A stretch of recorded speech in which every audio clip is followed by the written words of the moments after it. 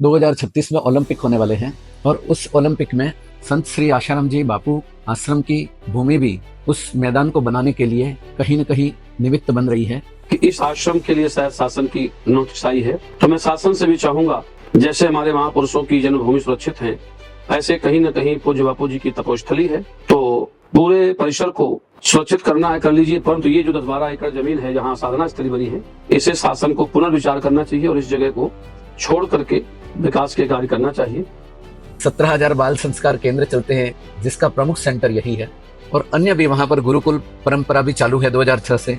कौन नहीं चाहेगा कि भारत विश्व में बहुत आगे बढ़े, लेकिन भौतिक समृद्धि को बुनाने के लिए ऐसे संतों के आश्रम बलि नहीं चढ़ने चाहिए, क्योंकि इसी आशाराम बापू के आश्रम से 400 आश्रम हैंडल होते हैं। इसे आशाराम बापू के आश्रम से लगभग 1400 समितियां यहाँ से संचालित होती है। लगभग 17,000 बाल संस्कार केंद्र युवा पीढ़ी को ब्रह्मचर्य का पालन, हमारे सनातन धर्म को ऊंचा उठाने के लिए, संस्कारी बनाने के लिए, सत्संग देने के लिए, सनातन धर्म के समस्त शास्त्र लुप्त न हो जाए, इसलिए इन महापुरुषों ने ऐसा बीड़ा उठाया जिसका लगता है कि खामिया जाना वे जेल में रहकर भुगत रहे हैं। सनातन की जो पूंजी है, सनातन के संत है, सनातन की जो भूमि है जहां पर सत्कार्य होते हैं, उसकी ओरा का बहुत बड़ी महिमा है, बहुत बड़ा प्रामाणिकता है। आज हम राम जन्मभूमि के जगह पर ही राम मंदिर क्यों बनाना चाहते थे, कहीं और क्यों नहीं बनाया?